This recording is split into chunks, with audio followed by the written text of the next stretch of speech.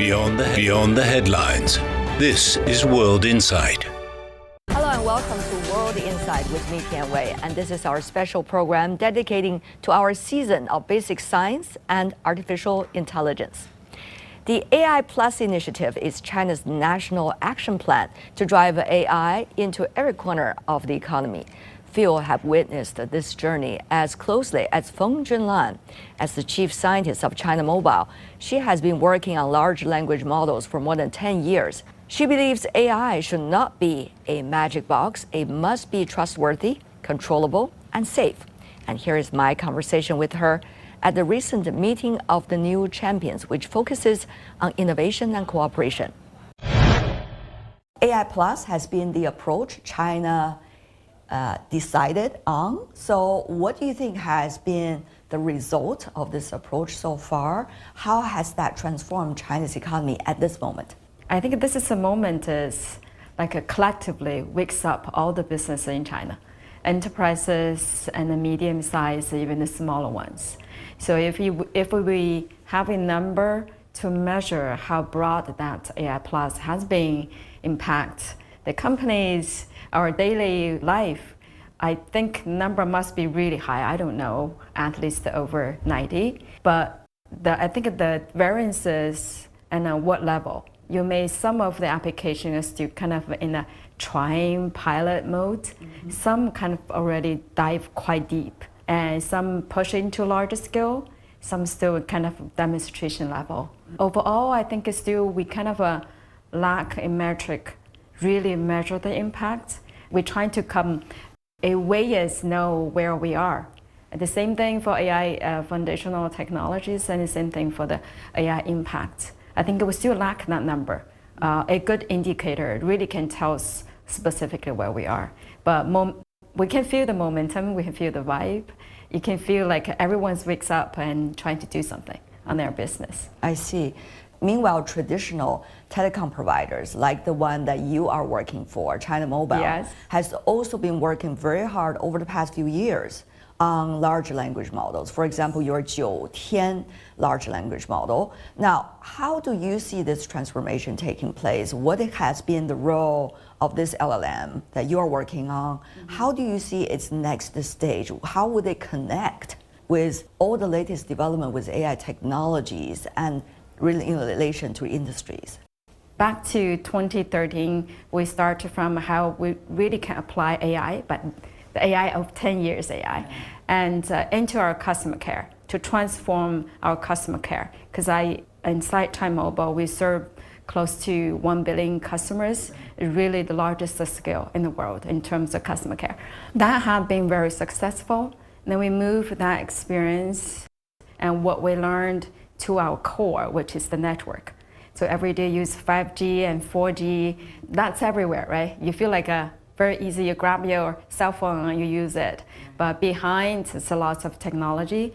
And we're trying to apply that into our network. We have done the transformation to improve the levels of network automation from level 1 to level 4. So we have a very long-term strategic objective guiding us through. Level 4 meaning? Level 4 meaning is the network can maintain itself autonomously. Mm-hmm. So there are many metrics. So we come up the metric, how we can measure where we are. Right. Since it's a very complex system. Our industry is way more complex and then probably consumer-based services. Right. So you have to push AI into that very complex system. It's a different methodology, different way of thinking. You have to have a right metric in knowing what kind of difficulty you're going to deal with. So what kind of metrics are you using? So for example, the network you're using, the telecom network, kind of is global. Mm-hmm. We cannot, like say, we design our own metric. We had to agree with the international standards. Right. So we work with many service providers and the manufacturers and our vendors to define what's the role, what's the metric, how to measure them. Then come down the concrete question, and we have to break down the complex. It's not like you see a humongous system, you say, you are intelligent and that one's not. No, you have to be very specific. Right. So give you an example for network. So have to network maintenance. So you have to break that into many processes, many stages. Each of those processes, for example, our core workflows is like over 800. Each of them, you design what way you can measure if it's can automatically done from end to end, and how much value you can derive from AI. Exactly. And where, in which stage AI is ready, in what sense it's not ready. So we have a kind of an evaluation system to see where it's a long journey. You have to start from somewhere. And from that step, you have to, give your managers, give the company, give the whole society a confidence. It can be long-term, the investor can be patient, but you have to reach certain milestones.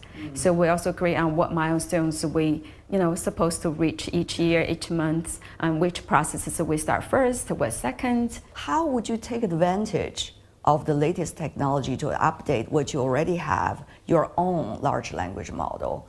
But at the same time to make sure security, applicability, safety, right? Yeah. And adaptability. The good things is for AI, many of technology are open source or can be written down in the paper. So lots of sharing. It's not like a black box. No. The current AI foundation model you use probably every day to chat, it's not quite ready for industries or enterprises to use right away. Because in terms of the hallucination, because the business are not they cannot tolerate errors and misinformation as a regular user.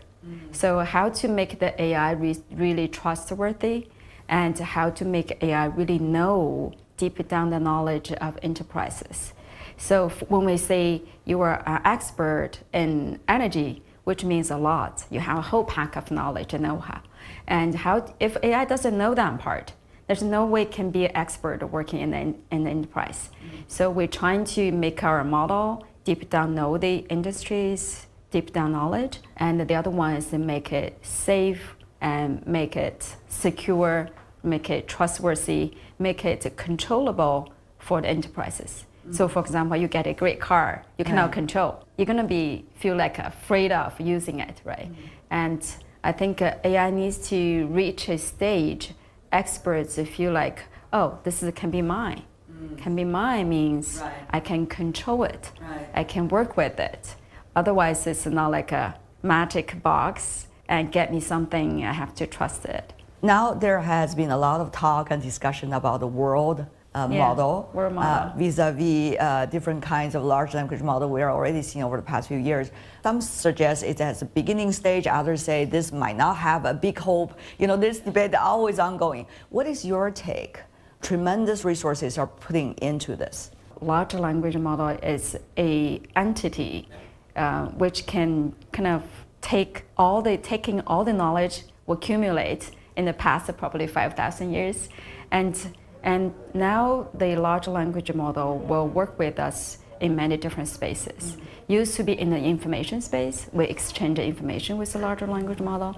The second level will be can the large language model come to our cyber space, right?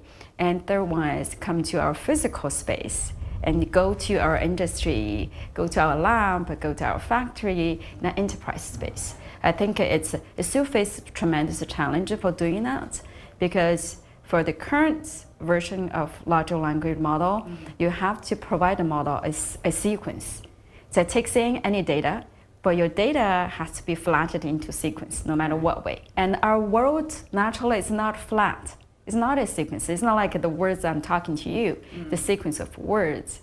And our space is kind of more 3D, it's more, has a topology, has way more information. So how we can pack that into sequence, let the language model take a better advantage of that. And also try to have a different technology, it's a large language model, LMs later on naturally takes the world data as is, instead of flattening the data into sequence. I think it's still early stage in terms of word model. That name is pretty too broad, and that means a lot. Probably means kind of the future we are exploring. Covers many fields. Even if technologically it might work in some of the areas you just mentioned, would the current situation of geopolitics and also policy structures allow so-called world model to eventually function and work? There are different kinds of regulation. One is the kind of regulation you try to encourage R&D, encourage researchers and scientists, the practitioners to try and to be brave and to explore what is truly new. Another kind of type of regulation, try to remove those blockers. And another kind of regulation is trying to assure what is missing. For now, I'm thinking the hot topic I think is really key is the AI safety. And people talk about using a term called sovereignty AI. So when we face AI, so how to protect my own uniqueness, no matter I'm a human or I'm a enterprise or whatever entity. So I want to own my own data. I want to have my own uniqueness. So how to protect that part? I think still in the early stage, but needs more people really work on, commonly to find that layer. Right. As you said, AI system has been used by China Mobile over the past 10 years. So one could say you have accumulated a tremendous amount of resources for future development. So how will those data contributing to your future work, not only in applying AI, but also in coming up and contributing even to the technological development of AI as we speak? Yeah, so telecom industry is a industry sector heavily regulated. So we are very careful what data we can use, what data we're not allowed to use. So for kind of the data general, which is without touching any single individual's personal privacy data, we try to infer intelligence from that data, but you have to follow whatever the old regulation and new regulation, and beyond that to have lots of thinking how to make sure and the data go into the model it's benefits the mass of people. And we also, as I said, we hope we can build a model which is more ready for industry to use. In that sense, the industry data is not as much as needed as of today. So beyond our own data, our own problem, we also work many other enterprises, industry sectors, and trying to find that layer of data which are general in the sense, which is without any risk of exposing their own IPs, their own privacy, or their privacy of their customer, or secrets of their enterprise. And we're trying to find that layer. If there is a risk of that, we use AI to transform that data into general form, eliminating that kind of sensitive data, make it the foundation model more industry ready. How do you think your industry is really transforming itself at this moment with AI? I think the network is the key infrastructure. We talk about the storage, right? We talk about the GPU cards, the CPUs. We don't cover much about network, but network is the key infrastructure for AI service. Once AI is everywhere, once AI service is ubiquitous, you have a need is certain facility which carries that service to serve for AI and to deliver the AI. So network transformation has to be, go through a big change in order to make itself ready. Because we built a network originally for human, and now you have to upgrade the network, not only for human, you also for AI agents, and to do that service. So very different ways, the object is different. So as when we started, you mentioned AI plus. I think the key is for each industry, you have to answer AI plus equal to what? What? Exactly. You have to answer specifically what is the why on the right side of your equation.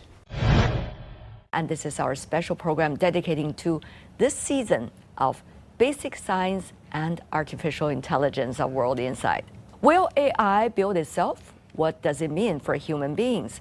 Those questions are being frequently asked today as AI is moving into the center stage of economies and societies. AI building itself is a plain way to the phrase recursive self-improvement, which is a process in which early artificial general intelligence or AGI systems rewrite their own computer code, which might lead to, theoretically speaking, superintelligence. On that and more, I talked to computer scientist Mingcheng Zhuge, whose research focuses primarily on coding agents, recursive self-improvement, and neural computers. So I know you are a very proud student of Professor Schmidhuber. Tell me more about what do you think is his generation's achievements, and what about the potential of your generation? I hope I can be one of the proud students of him. And I think Professor Jürgen Schmidhuber is really very famous professor and famous AI pioneer in this world. And I think he has published a lot of work which talking about the recursive self-improvement, world model, and also, his very famous work like STM, long short-term memory. Before these several decades, this work really influenced our current generation. And for me, I think currently for young generation, we have the golden time to build the AI ourselves. Currently the model have a super high intelligence, and we can use it to build many things that maybe he cannot do it 30 years before. So I think this is our chance to make his original dreams come true. Yeah. There's a lot of talk about recursive self-improvement, mainly just to explain it in plain words that AI will be able to build itself, to improve itself beyond human control. Yeah. So what do you think is likely to be the timeline from now until 5 to 10 years, if you look at the latest development pace? All of the estimated time for the recursive self-improvement, its real country is 2028. The normal recursive self-improvement can really be more practical into the deployment. I think if consider current intelligence of the model, it can be guaranteed that it will come true in 2 or 3 years. What is lacking from what we have now to this recursive self-improvement? I think currently we just demonstrate recursive self-improvement algorithm can be implemented in specific domains. In our company, we have demonstrated it can accelerate the model training, and also we can to search the neural architecture from the scratch, and also we can to optimize the kernel, GPU kernels, and to optimize to conquer the hardware limits. So this is our initial step for this, and I think we can make the full loop of the AI training AI in 1 or 2 years. Yeah, this can become true. This is what I found from a blog by Anthropic just a few days ago. Yeah. Quote, taken far enough and given enough compute, that trend, meaning recursive self-improvement, points to an AI system capable of fully autonomously designing and developing its own successor. But it is with enough preconditions. For example, enough compute, enough energy, and a lot of other factors. Do you think we're really getting there? I think the first thing is we need to build the infra for the recursive self-improvement algorithms. We give this, give the recursive self-improvement the GPUs, and give it initial algorithms, and give its data, and also the recursive self-improvement algorithm can use all of these things to improve itself. And then our human can be the judge to detect whether the algorithm implemented by the automated AI researcher can be fully utilized in our the training loop. After the performance of it demonstrates be well, I think we can fully utilize it. How far is it lagging behind the process of AI, so-called building itself? I think we are now in 10% for the fully 100% of the automatically AI training loops. We have already at the golden age because as we can find some number in the Anthropic blogs. In the second half of 2025, in this blog, the Anthropic company have demonstrated that for his model, like Cloud 4.6, I guess so. It can defeat human in most of the tasks. More than half of the tasks. So, this is a really... It can defeat human most of the tasks. Yeah. Go ahead. Yeah, and I think it's like a miracle point. Like, is that word?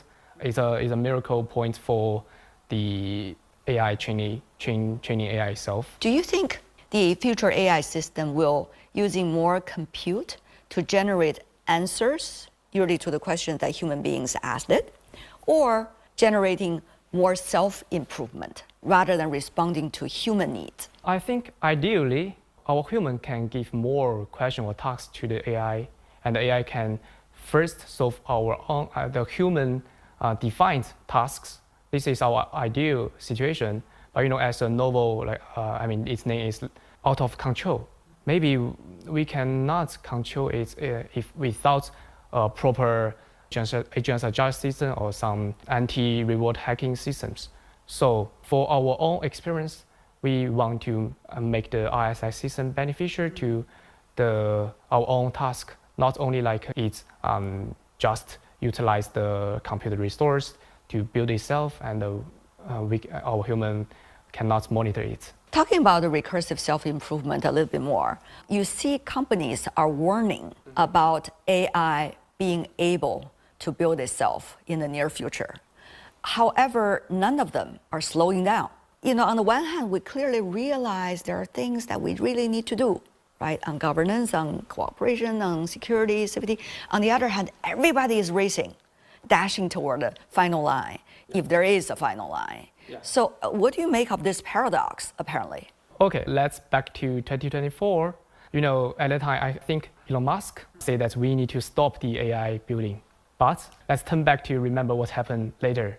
Right. He built the XAI. He threw the problem, but his solution is not stop the AI. He built the AI company itself. Here comes the interesting question. Well, we're dashing toward the final line. Once again, if there were a final line.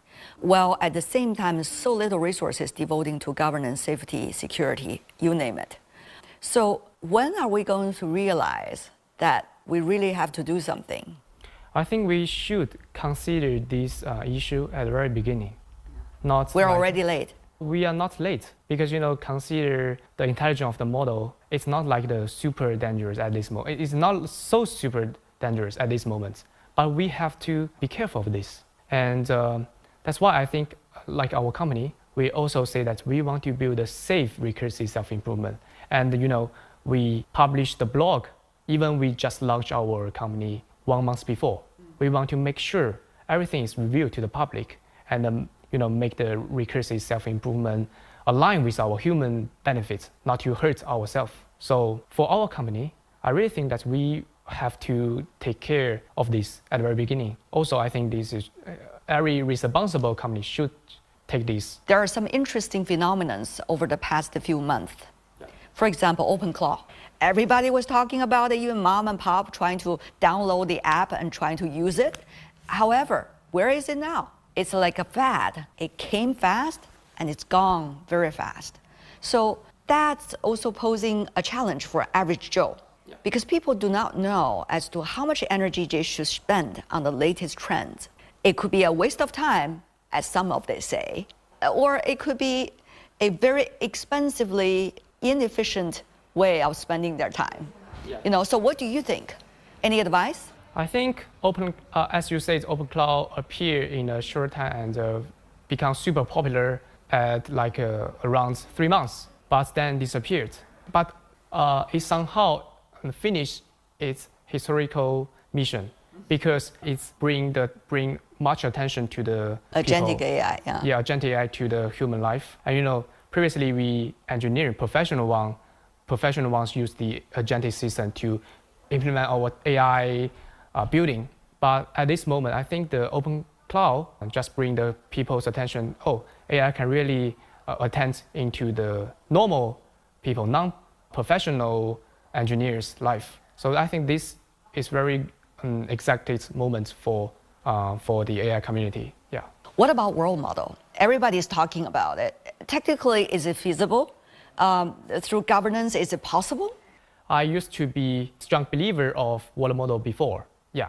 But at this moment, I really selected the recursive self-improvement because it's really related to the coding development and it's quite related to the revenue. And for our AI researchers, we really want to see our AI can really utilize in our practical application.